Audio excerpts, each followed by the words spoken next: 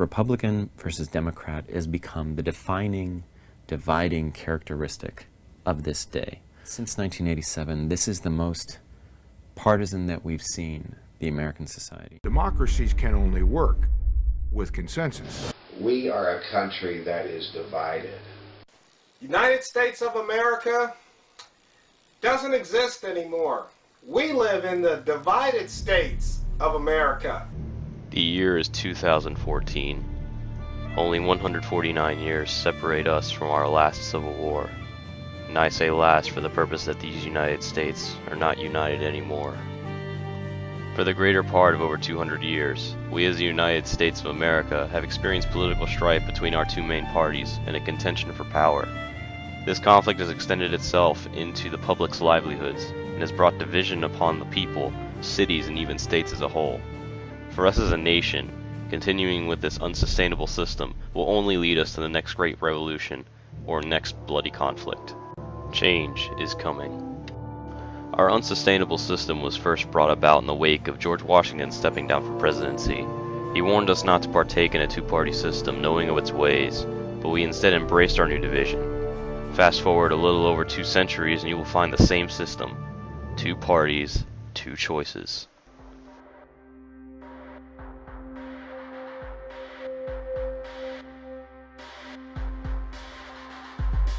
There are exactly 2 ways to look at the world, 2 sides to every story, 2 solutions to every problem. It's either this or it's that.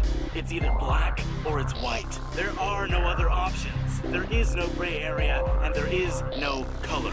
In America, you're either a Republican or a Democrat. 2 ways to look at the world, 2 solutions to every problem. Heaven forbid you should desire to think outside the box. You were born into a 2-party system, and you will die in a 2-party system. Only 2 sides to every story, and only 2 solutions to every problem. God bless the 2 political parties of the 50 United States.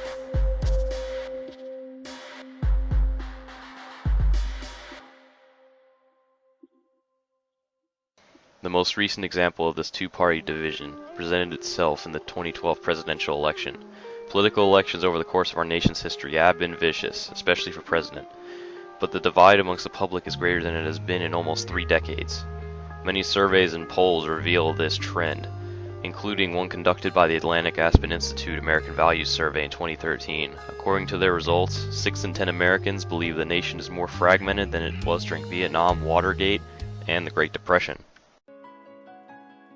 So if you watch TV, or read the paper, or check out the old Twitter, the growing political polarization in America is hard to ignore. Well, now, new polling data by the Pew Research Center confirms just how extreme the gap is.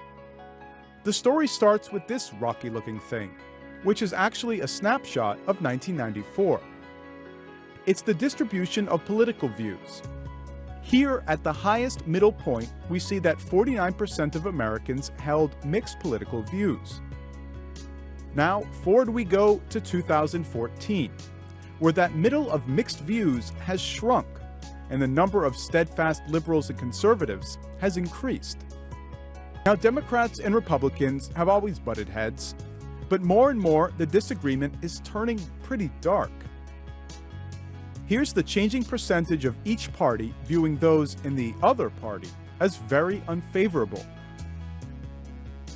Now, in 2014, there's also a good chunk who think the other party is actually a threat to the nation's well-being.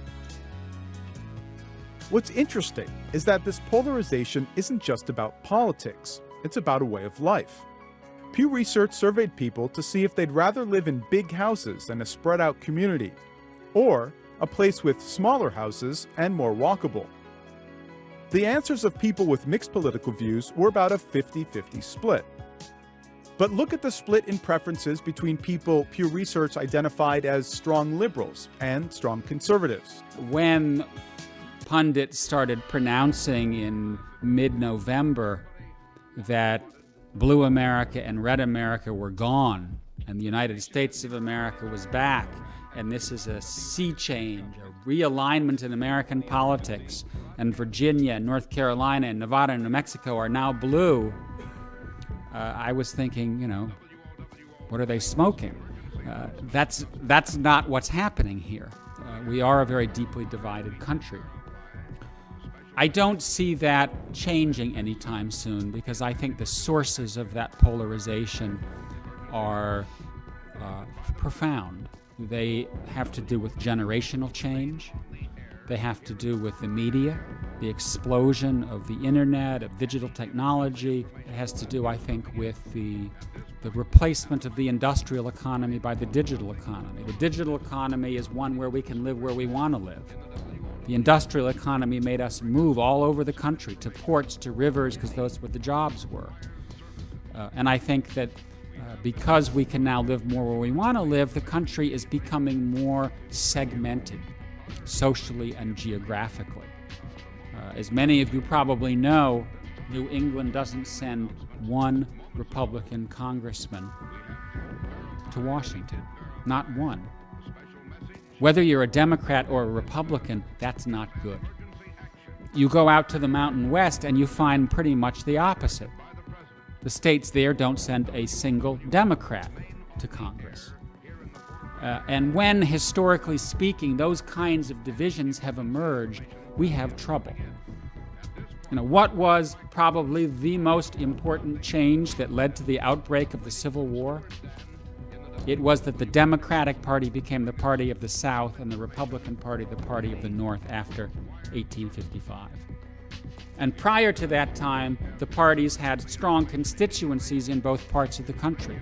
But when our parties and our regions are homogeneous, then no party has an incentive to reach out to the center. As Charles Kupchan and BBC pointed out, the divide is not just the political ideals, it is the rationale and livelihood of the people as well. This divide, as it has become more extreme, has attracted media outlets' attention. At first this may seem like a good thing, in that it would bring to light the ideals of both sides of the argument. However, media outlets are notorious for covering the hot topic issues for their divisiveness, as this attracts more attention to the media outlet which provided said hot topic. For example, one could tune into CNN when they are reporting some celebrity news and notice a calm atmosphere with 1 to 2 people reporting.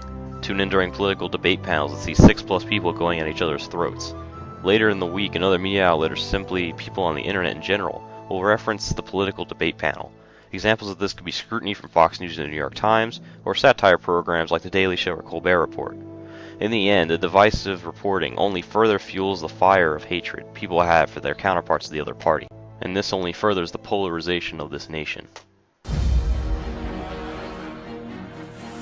This country is deeply divided. Do you think the Democrats give a rat's about me? Passions are high. We are going to vote our values. The electorate is split right down the middle. You bunch of commies! That's what you are! Stop the BS. Stop the crap. You're a coward. You're supporting that son of a... And that makes you my enemy. Straight up! As the flawed system continues to pigeonhole people to one side of the political spectrum or another, the tension of this nation grows ever greater, which points towards a coming upheaval. Major and recent examples of this include, but are not limited to, the Ferguson protests and Occupy movement.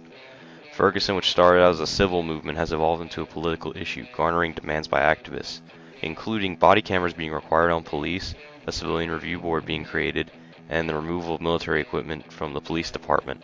Meanwhile, Occupy takes on similar calls to change to the current system at play, albeit for somewhat different reasons in economic and social inequalities. Any way it is put, one can clearly see that people are restless and are pushing for change. Our country teeters on the edge of revolution when it doesn't need to. If our unsustainable two-party winner-take-all system was changed slightly, it would make the biggest difference in closing the divide. More than 90 other democracies around the world, they don't have winner-take-all elections like we do. They have something called proportional representation. And that's one key to breaking a two-party duopoly. Here's how proportional representation works. Rather than voting on the candidate you'd want to win, you vote for the political party that you want to win. The ballot will have, for example, a Democratic Party listed, the Republican Party, maybe the Libertarian Party and the Green Party, and maybe even the Socialist Party. And under each party will be a list of candidates affiliated with each party, so you know who the individuals are who will be representing you should that party win. So let's have a sample election. And let's assume that the Democratic Party wins 40% of the vote. The Republicans win 20% of the vote. The Green Party wins 20% of the vote. The Libertarians get 10% of the vote. And let's say the Socialists got 10% too. So Democrats, since they won 40% of the vote, they would get 40% of the seats in Congress. Republicans get 20%, so they get 2 seats. The Greens won 20% as well, so they'd get 20% of the seats. And since the Libertarians and the Socialists each won 10%, they'd each get 10%, in this case 1 seat. So now we fill 10 seats in Congress in a way that's far more proportional, or all of Congress for that matter, in a way that's far more proportional to how the voters voted rather than just a winner-take-all election. And if this is too radical, then at the very least we can try something called instant runoff voting, or IRV. With IRV, voters aren't forced to select just 2 candidates. They have a choice to rank the candidates they want in order, putting the candidate they want most to win at the top and the candidate they want least to win at the bottom. This is how they do it in Australia, New Zealand.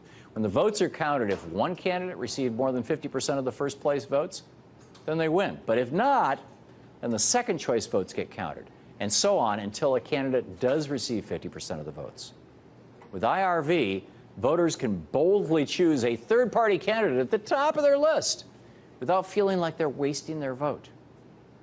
More than 300 state and local governments are currently using instant runoff voting in the United States right now, although no federal elections are currently using it. Again, this is something we should seriously consider adopting to give third parties a better shot at winning seats in our government.